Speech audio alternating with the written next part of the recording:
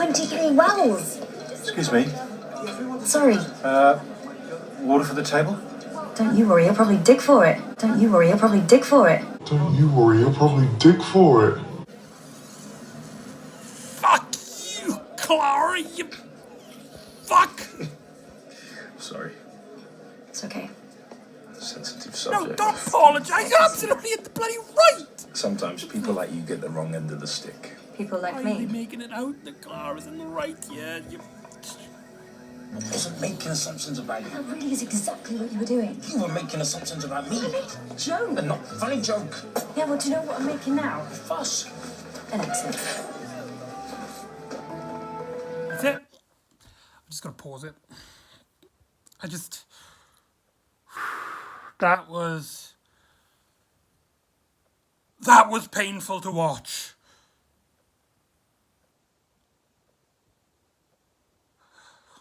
Only 5 minutes into the episode. Oh my god. Oh god. Hello and welcome back to the Doctor Who Marathon. I'm your host McEdam, and today we're going to be talking about the fourth story in Series 8 of the revived era of Doctor Who. Listen. Written by Stephen Moffat and is directed by Douglas McEdam, who's done a few episodes previously, most noticeably in the Sontaran Stratagem and The Poisonous Sky, as well as other 11th Doctor stories, and will go on to direct a lot of the 12th Doctor era, especially in Series 8. So he's basically the more prolific director of the 12th Doctor era. Now, this was kind of a big deal, this story was. It was going to go against conventions. We were going to have a story which was, though still down to earth, would be a lot more time hopping, an adventure which takes place in modern times, in the past, and then also as well in the distant future, with a villainous host that we don't actually see, and all comes together through this mad pedantic idea that the Doctor had. Now, this story was actually one of the stories of Series 8 that was actually heavily advertised, with a lot of adverts, a lot of trailers for it, having the opening shot of this story as one of the big hooks of this series. And so, with this story, and also Stephen Moffat also teasing at something big, something canon expanding will happen within this story, got a lot of people excited. And I just want to go through a quick memory lane on myself, because I remember waiting for Series 8 to come, and I remember telling a lot of people that Listen is going to be the best episode of Series 8. I remember seeing the trailer, seeing the haunted atmosphere, reminiscent of the Philip Hinchcliffe era, something which the Stephen Moffat era had previously done in a mostly effective way in the story Hyde, which was written by Neil Cross, but that's beside the point. So, a Doctor Who story in the 12th Doctor era, a much more darker, a much more serious Doctor with a dark and creepy storyline, felt almost perfect. And I felt like this story, especially I was advertising, there was so much built up and so much hype onto this, I was expecting something phenomenal, something I was really looking forward to, something I can grit my teeth in and really say, right, this is where the 12th Doctor era really begins, because we still haven't had that episode yet. For most Doctors in their first series, in my opinion, the 10th Doctor had his in his second series, where it's that episode, when you think of that Doctor, it's the first episode you think of in that era. With the 11th Doctor, and for me anyway, personally, it's Flesh and Stone and Time of Angels. Not saying that's a great story, but in terms of how the Doctor's presented and how that kind of storyline goes, for me, that was the first story that I think of the 11th Doctor. 10th Doctor, Smith and Jones, with the 9th Doctor, it was the first ever story he appeared in, Rose. Paul McGann has to be the TV movie because it's his only one. Sylvester McCoy actually took a while before his darker incarnation. However, there's a lot of aspects to the Seventh Doctor. Sixth Doctor was Attack of the Cybermen. The Fifth Doctor, I guess it was Castrovalva. A lot, especially like earlier on in the classic series. It was mainly the first episodes, but in the revived era, you have that growing period where we're kind of getting used to the idea of the Doctor. We're trying to get used to what this Doctor means for the audience, and it's always that one episode. And I was basically predicting that this episode would be it. That this episode would be that episode that would define the 12th Doctor. How wrong I was! Whew! Well, in terms of like the episode, in terms of like that first great episode, that was massively off the mark.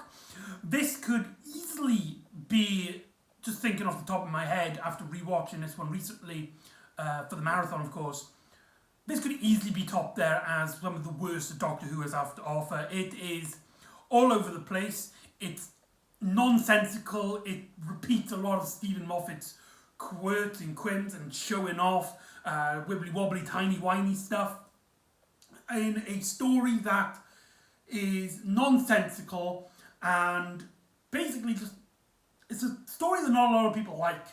Though I will admit, it does have its fans. I will say it does have its fans. And if you are one of those people, if you're somebody who really enjoys this story, not only are you right to have that opinion, Doctor Who and opinions and storytelling is objective, but I can really see where this is coming from, especially, like I said, the darker elements of the stories, which goes back to Hyde and the Philip Hinchcliffe era. It's something that I was thriving for the revived era of Doctor Who to do. In fact, Stephen Moffat has almost already perfected this with Blink back in Series 3. Again, I know I'm praising Series 3 again, but like, just watch any story in Series 3. You literally just cannot go wrong. But I'm just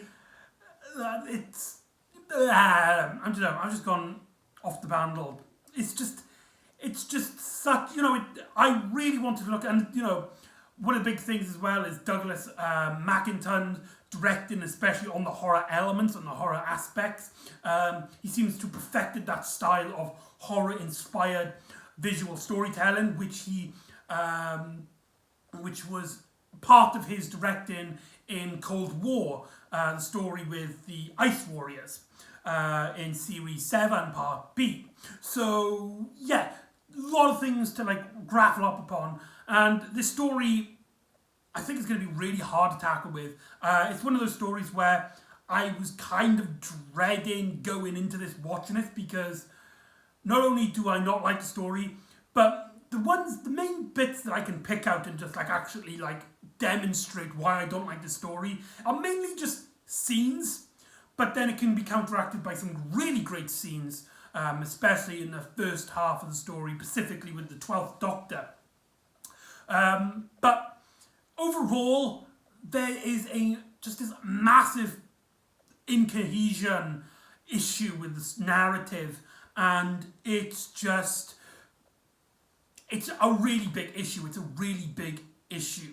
And Knock Exenton again with Clara and her relationship with Danny Pink. This is the second story in which Danny Pink, played by the amazing Samuel Anderson, returns to the series. He previously appeared and introduced in Into the Dalek. And if you remember my opinions on that, is that the way he was introduced was so poorly handled and made Clara made out to look like an absolute disgusting person.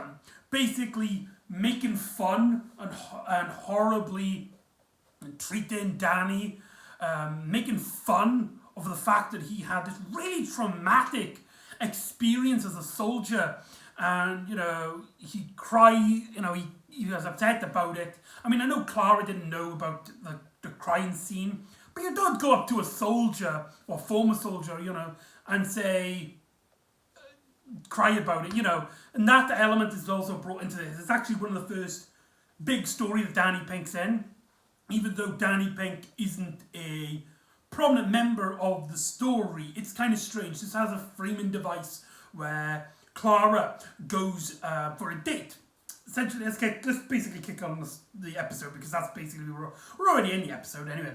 But let's talk about something really great, that pre-credit sequence.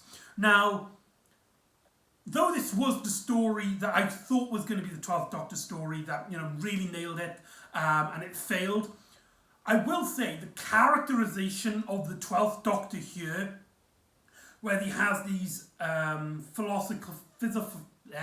philosophy kind of speeches to himself, and he's debating his ideas, these philosophical ideas in his head, and that kind of brings his curiosity, his curiosity for much more dark and much more creepy subjects. For example, a creature with perfect hiding, the idea that there's always someone with you even when you are alone. The reason why you talk to yourself when you're alone is because you know for a fact, deep down in your subconscious, you're not alone. A creature has survived so that nobody can see it, nobody can witness it. It's always back ahead. The breathing of it is what makes your hair stick up at the back of your neck, and that is just a fascinating idea, and the story does a great job at introducing this concept to the audience. Although, in the larger context of Doctor Who, and even if you just strap around and just go from Stephen Moffat scripts, this idea makes no lick of sense.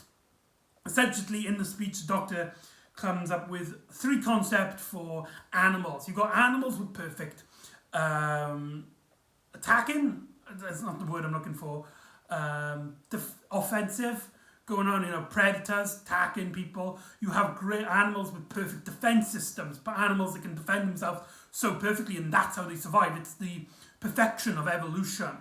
But why is there no such thing as perfect hiding? And if we go into, strap away Doctor Who, just Stephen Moffat scripts, Weeping Angels, The Silence, the Clockwork Robot. In fact, that's something else. We'll get onto that later on.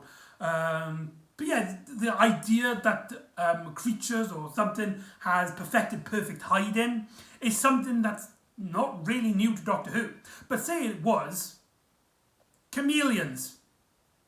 Like real life examples, there is such thing as, maybe not perfect to the point where it's unnoticeable to anybody, but there are animals that thrive in evolution due to hiding. So the concept of it doesn't really make much sense. Although there is an important note where the Doctor's just like, maybe I'm just talking to himself because, he's comforting himself in a sense. He puts his chalk down. Only when he goes back to pick it up, the chalk is gone, and it starts rolling to him underneath the table. When he looks up, there's on his chalkboard, he did something he didn't write. It says "listen," which then breaks into the credit sequence, and then we get back to the Clara and Danny Pink. Like I said, I really love that opening, even though it doesn't make a lick of sense, and especially later on when we work out what this entity, what this idea of it really is, and the fact that the Doctor goes out of his way to find this creature, to find this monster, not because he wants to, he fears that it will cause any harm. He doesn't go out to find a battle per se. He's just really curious, and that curiosity kind of pushes him to try and find these so-called creatures of perfect hiding. I really love that concept. I really like that idea, and it feels like we're on a good boat here. It seems like we're getting on a great episode. And then we get to the date, which you've seen at the start of the video. The scene with Clara and Danny is almost just completely painful to watch, to the point where, this is no word of lie, there was kind of a recreation, and also acted up a bit in the pre-credit sequence for this video. But this was the first time in the series rewatching, doing an entire marathon on this, where I literally just had to pause the episode and just vent to myself. My face was getting red. I was just like, I was like screaming into a pillow of just how much that scene really irritated me, and how just unlikable Clara gets. For those of you who don't understand the context of this scene, Clara goes on a date with Danny Pink, a teacher from the same school, Cohill School, and they're talking about, they start having a laugh about students they don't like, and if somebody makes a joke, it's just like, saying like, oh, I could kill them, and Clara says, well, for you, that actually means something. Now, I kind of get where the idea was coming from. You know, Clara has become desensitized in a way due to her adventures with the doctors about death and misery like that. And she's kind of, you know, blanked out in that way. And I can understand if Clara said that. Danny gets really angry. Clara tries to apologize. And, you know, she's kind of made a fool of herself. And she kind of realizes, you know, that, you know, it's becoming a serious issue now, traveling with the Doctor. That's something that kind of happens in Series 9.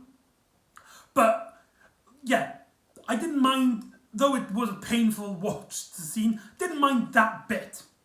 However, when the scene plays out, Danny mentions, you know, how Soldiering does a lot of good work. You know, he built a lot of wells, meaning a lot of starving and villages with very poor healthcare and stuff now have access to clean water. And, you know, that's absolutely right. It's a very supportive idea. Like, it's, you know, soldiering is something that even in the media has been like status as something that's horrible. You know, people only go in there to kill and, you know, just cause misery for others. When in actuality, a lot of soldiers do a lot of good work. There is a lot of good stuff that soldiers do that are nice and kind, like building wells and stuff. And Clara knows that this is a touchy subject, especially with their interaction with Danny in Into the Dalek. And even if that's not the case, in this story, she has that, oh, you kill these people, you know, seriously, for you that means something. And so she can kind of get the feeling, or at least we as the audience, everybody can understand that Danny here, it's a very touchy subject for him, and it's something that, you know, he feels very insecure about. And Clara has a go at him for it, with that bit with the waiter comes in with water, and she's like, oh yeah, he will dig for it. As if I'm going to dig at him. And the scene then plays out as if, like, Danny was just so kind and considerate in this scene. And it makes him so likable that, like, even though he gets treated like absolutely shit in this first date, he still apologizes. He's a bit of, you know, it kind of makes him look like a loser, but, you know, he does come off as very genuinely, you know, kind and considerate, you know, even though maybe too considerate for his own good. But the story plays it out, especially like later on, like throughout the adventure, that they're both in the wrong. And, well, what in this entire episode where Danny was just not justified at all? Danny had every reason to just walk out of that scene, but no, Clara's the one that walks out, and though, yeah, she's like, oh, I'm upset with it, and she meets up with the Doctor in her bedroom, where the 12th Doctor is like, why do you have 3 mirrors? I do like that, with the Doctor's just looking in Clara's bedroom, and he's just like looking at it, it's like, why do you have 3 mirrors? Why can't you just turn your head if you're just not, like, if you're not thing with this scene? I don't know, that bit, like a lot of 12th Doctor, especially with Peter Capaldi, in this story, anything to do with the 12th Doctor on his own specifically, really love it, really enjoy it, especially some of the speeches. You know, Stephen Moffat is known for giving speeches. Anything revolving around Clara. Now, Clara was a character that was introduced, of course, in Series 7, Series 7 Part B, where she became the companion of the Doctor, mainly because the 11th Doctor knew about the storyline, this, the Impossible Girl, which kind of hurted Clara's character at the beginning and made her kind of a dull, bland slate of a companion and per se. Nothing to do with Jenna Louise Coleman, it's just the scripts that she was given. With Series 8, right off the bat, even in like the first story, Clara gets so much character to work off, with her insecurity with the Doctor changing, with this much more button heads relationship, The fact that, she's getting a life, she's got this school life, and we got that scene in Deep Breath where she remembers her time at the school, and it wasn't very like a nice situation, but she uses that not comfort in that kind of reverse psychology on the robot guy.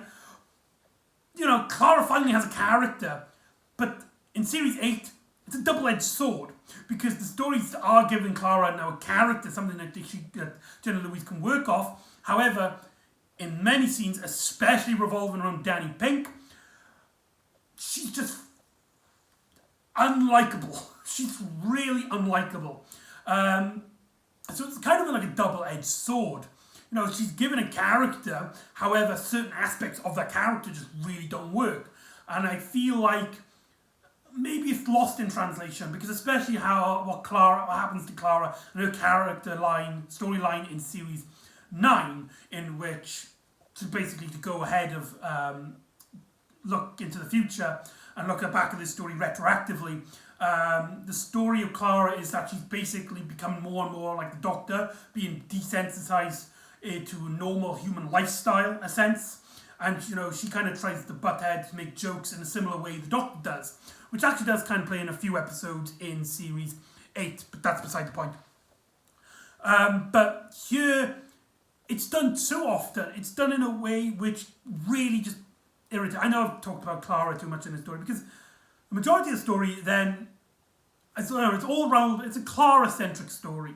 The Doctor basically tells Clara about this idea, and essentially he has this theory that he's looked through history books, that everybody has had this dream that they've been waking up in their bed, and it's terrifying, and then when they sit up, somebody grabs their leg, the monster under the bed, the idea of the monster in the bed. Now this is a great concept for a monster, and Stephen Moffat nails this kind of horror aspect to the story, this creepy aspect, especially some of the speeches the 12th Doctor has got. However, with a majority of scripts if not all the scripts so far in series 8, it's the fact that all of this has been done before. Stephen Moffat himself has used this trope before of the monster under your bed, the fear under your bed, in The Girl Who Waited. Not The Girl Who Waited, sorry, The Girl in the Fireplace. And the idea of the time hopping and the Doctor going to the end of the universe, though it's not his story, hide. Especially with the creepy horror aesthetic when the Doctor tries to solve it, going throughout history, hide. That's the big issue with series 8 in terms of an overarching storyline, overarching series, is that all the ideas have been done to death before, and it means that there's not really much of originality in series 8, which is a crying shame, really. But let's get back into the main thick of narrative. The Doctor makes Clara use the TARDIS telepathic circuits, which have now been changed. This is the first time the Doctor has used the telepathic circuits, I believe, in the revived era of Doctor Who. However, previously, it's just the Doctor holding these two circular components of the TARDIS console. Here, it's kind of like these weird, organic pieces in the console. It's control panel. It's really strange. It kind of looks kind of gross. And because Clara got distracted because she had her phone started to ring, she then goes out, and the Doctor goes out, and the Doctor believes that they've gone back in time to when Clara had this dream that everyone has had, and the Doctor tries to find out, what is that creature that's given everybody these bad dreams? What is this idea that hides behind your head?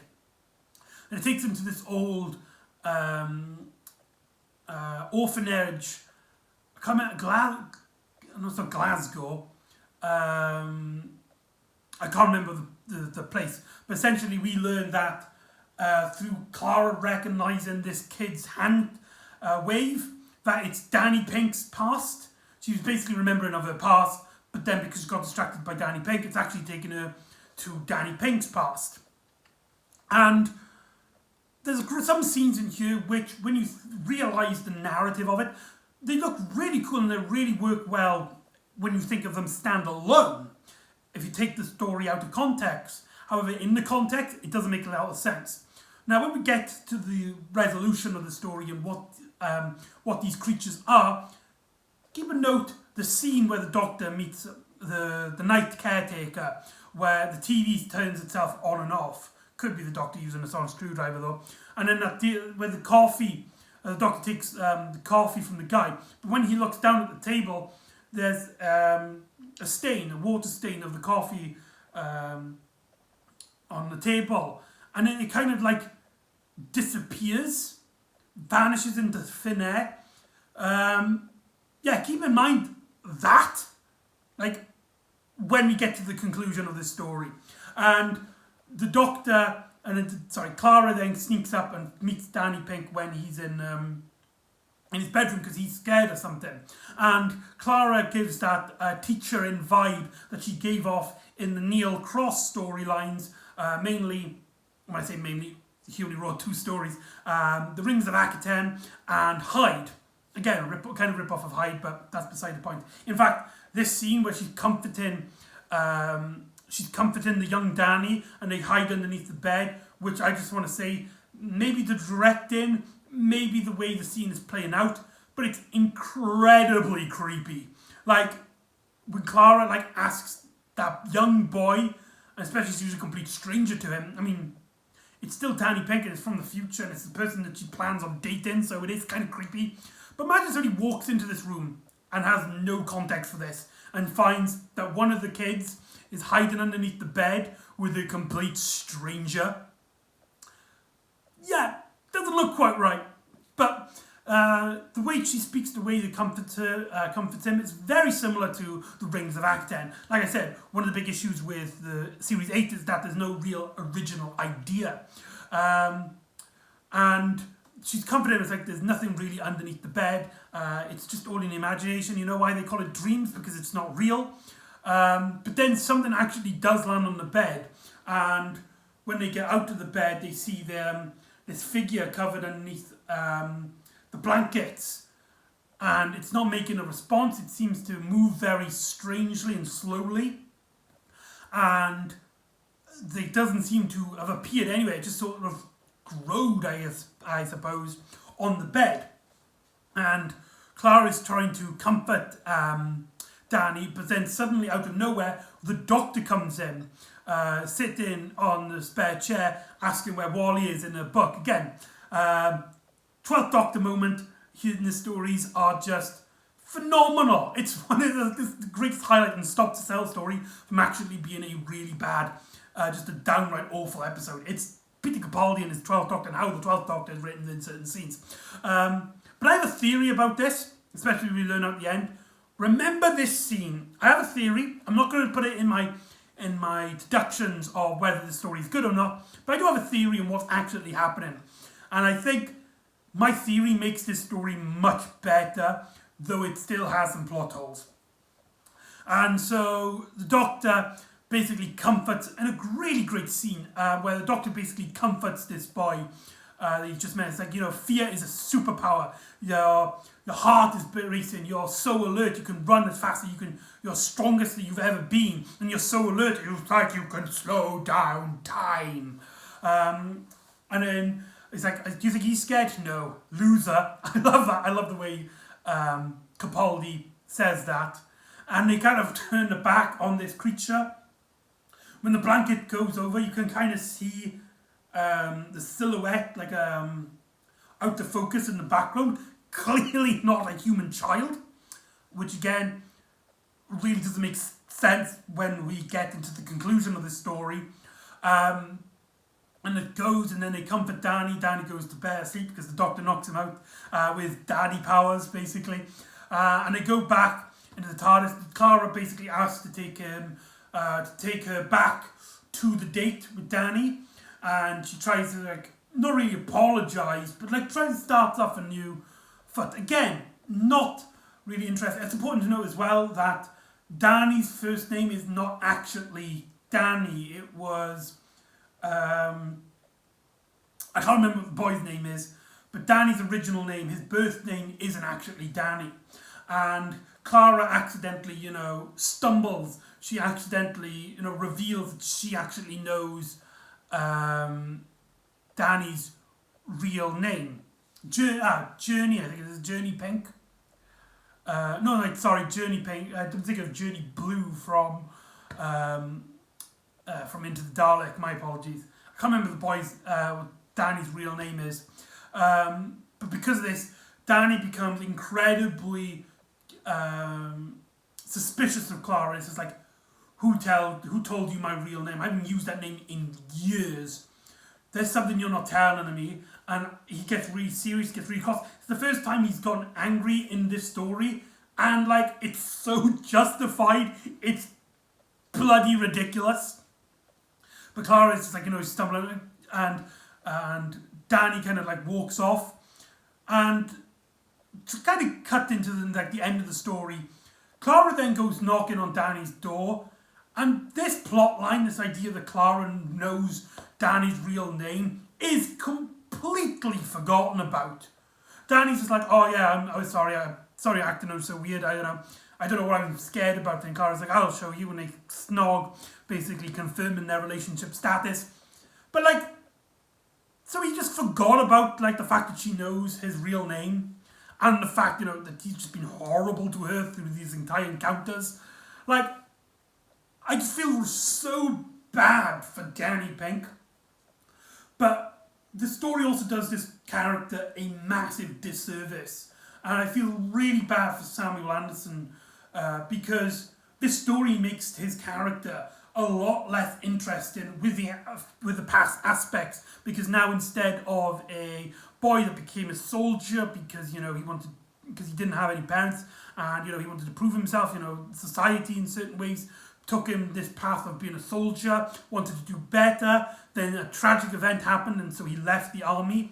But now it's the Doctor inspired him to become a soldier, or at least the Doctor and Clara and their wacky time traveling adventures. So Danny Pink, throughout the story, becomes less and less interesting, and it's just so frustrating to watch. But to get into the final segment of the story, they actually Clara meets up with this character Orson Pink, played by Samuel Anderson. Clara meets a man from the future. The Doctor's taken him to the modern time, and we have this really strange scene where he comes out in the asteroid suit, clearly trying to hide the fact, it's not the Doctor, in terms of Stephen Moffat's script. But he's in a public restaurant and nobody bats an eyelid apart from Clara. It's really weirdly shot and directed and performed. It just boggles the mind with questions. And so the idea is that Orson Pink is Danny and Clara's child from the great future. They get thing and they have kids, especially a lot of teasers, a lot of ideas, how at one point Orson says there's been time travel that runs in my family. He has the toy soldier that Danny Pink's younger version had in the foster home, and so basically that's teasing the idea. And though it comes up with some really neat ideas, A, the story doesn't do anything with them. B, with this story, majority of the relationship between Clara and Danny becomes, again, a lot less interesting because we already now know that, well, we think we know where it's now going because, they're gonna thing and have kids and stuff. It's making it wibbly wobbly by simplifying it, and it's really painful to watch. But retroactively, this makes no sense. With the finale of Series 8 completely contradicting this. It's completely just utterly profound. It's absolutely profound. It doesn't make a lick of sense. Not one bit out of sense in terms of the canon of Doctor Who. And though it's not really criticised with this story, it's to do with that story. They're both penned by Stephen Moffat. So there's no real explanation on why this continuity error happened, especially when the continuity is both a important part for both stories. But yeah, absolutely rant like thing. And the Doctor has this really great moment where, you know, he's gone to the end of the universe. Basically, he's found basically the last man on the last planet at the end of the universe. And this person is actually afraid of something in the dark. He could have gone completely mad, or he could have seen these creatures, known about these creatures, now that he has been totally isolated from the rest of the universe. And the Doctor's curious. He has to know. And like I said, the 12th Doctor here is so energetic, so lovely to watch. And it was the stuff that I'm like really wanted. This was the 12th Doctor I wanted. I just wish that this version, his characterization, the way this character is written in this way, was in a much better story. And it kind of gets a cop out because we never learn what the Doctor sees. Neither is it essentially, like, it is brought up as like, oh, what did you see? Did you see it? But then, like, the Doctor just kind of buffle away. I think he did get injured in the head, so I don't know if that was explaining it, like he didn't actually see it, but he forgets about it. But because of the dangers, because the ship that Orson Pink was contained in is getting destroyed, Clara uses the telepathic circuits to try and get them out because the Doctor's knocked out. This teleports them to a new location, and Clara, knowing that the telepathic circuits would have taken them to something to do with her timeline, maybe specifically to revolve around Danny Pink or Orson Pink, then something dangerous could arrive. So she basically goes out on a loan. And we have the conclusion to the story, which is the big factor. You know, one of the big things that Stephen Moffat was teasing about, that this was a story that you have to watch because it's important to the canon. And like, I've ranted around this story so much, and I think it could have survived that with the 12th Doctor's element on its own. But this, in my opinion, absolutely killed it. And really, just makes Doctor, like, one of the things that the 12th Doctor era has is that it makes the Doctor Who franchise less interesting with this segment. So, are you ready for it? Are you ready for the finale element of the Listen episode? Clara finds herself in the barn of Dave the Doctor, where it turns out that was a location that the Doctor, as a kid on Gallifrey, as a child, went to hide so he can cry to himself and not be seen by the other kids in the Gallifrey society.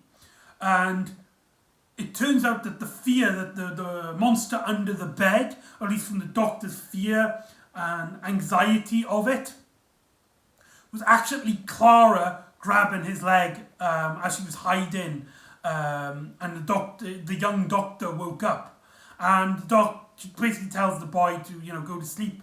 There's nothing to see here. It'd be funny if she actually said that. Go to sleep, there's nothing to see here. But then she tries to comfort him, makes like, don't worry, don't cry. Life would be better, you know, you will come back to this barn in your most darkest hour. And we see a clip of Dave the Doctor, if it wasn't so clear, with the War Doctor. So that barn now has this weird significance of it being a childhood moment of the Doctor, not just some random barn, which I don't know, it feels really sloppy to me. And Clara also states out the promise. The Doctor, basically in Day the Doctor, we essentially learned that the name the Doctor was essentially like a Gallifreyan promise. Basically, it means no cruel, no cowardly, to never give in, never surrender. And she basically proclaims this to the young Doctor, you know, this is before he even calls himself the Doctor. And we basically learned that Clara was the one that inspired the Doctor to become the Doctor. Again, as well, this is also a rip-off of Name of the Doctor, where it turns out Clara has been influencing the Doctor's life from the very beginning. And here we're kind of doing the same thing again. But this this is so painful because A, it's not even like an anniversary, it's not like an important bombastic story. It is the 4th episode in series 8, a year after the anniversary special. I feel like the story was meant to air, was written during series 7 and then just like pushed back by series 8, and Stephen Moffat decided not to change some of the script. There's a lot of script issues, error, because not only does it like make the Doctor a lot less interesting character, which is a big deal, seeing as he's one of the most big, interesting characters in all of fiction, in my eyes, anyway. But it also means that the conclusion of the story is that what's underneath the bed? What is this creature that has been hiding everywhere? It is in fact nothing. There is no creature. It's just the universal fear of the dark, of being afraid. And the Doctor has got mad because basically he's remembering this childhood memory, and again, which takes away from the main interesting aspect that the Doctor's just really curious about this idea and just wants to just find out if there even is a hidden creature. But let's go, okay, so the end of the story says there wasn't much creature. What was the creature underneath the blanket? It was clearly not human, and if it was human, if it is one of the children, why didn't it reveal itself? Why didn't it be like, prank? Because one of the things about pranks, one of the things about being silly is that, you see the reaction of the person you're pranking and realise, they're making a fool of themselves. The fact that you don't have that in that, and especially when you see the, though it's clearly, like, it's unclear because it's in the background, it's out of focus, it's clearly not a human head. But okay, you're saying maybe it is a child, maybe, it's stupid, it's poorly written, but, you could say that's a child. What happened to the stain on the coffee?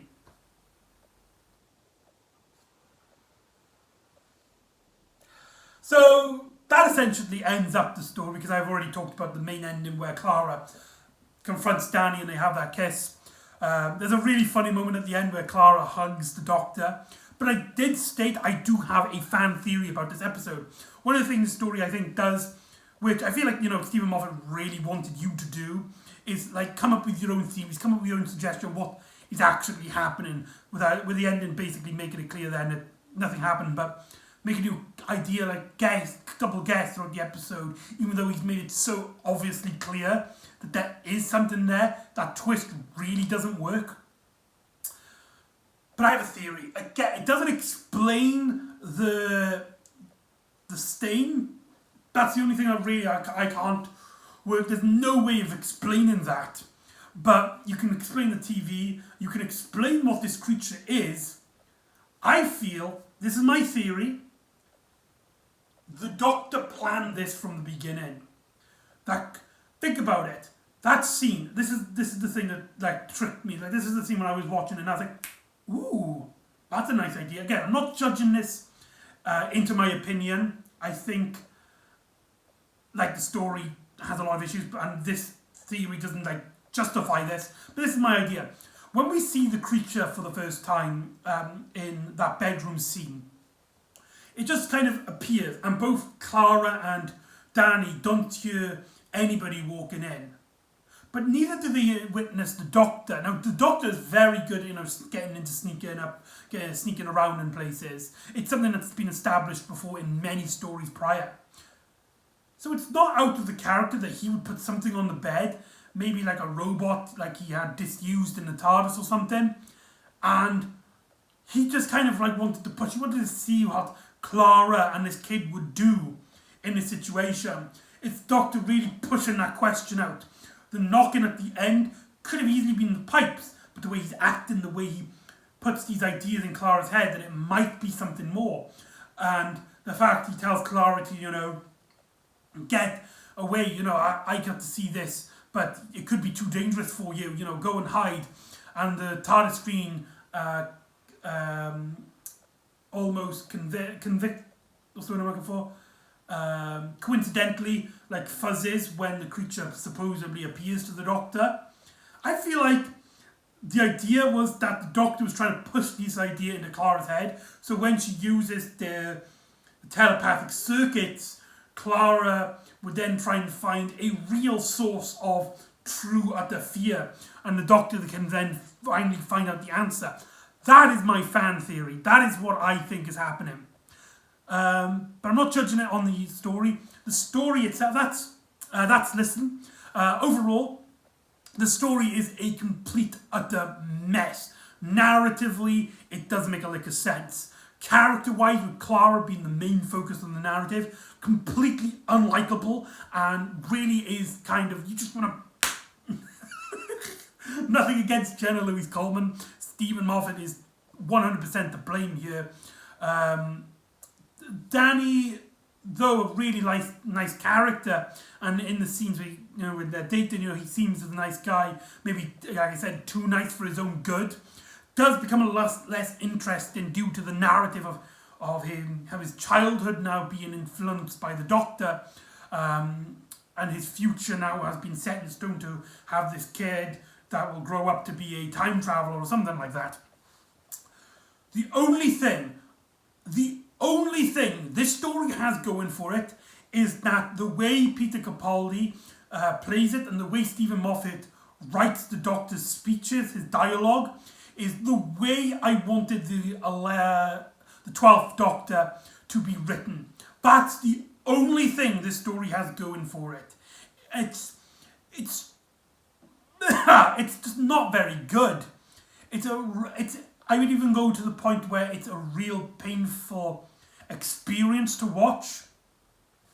Metaphorically, I'm speaking. I'm not saying that you physically feel pain, or it is general. I mean, it's still an episode of Doctor Who. It's still better than 99.9% of television, let's be honest.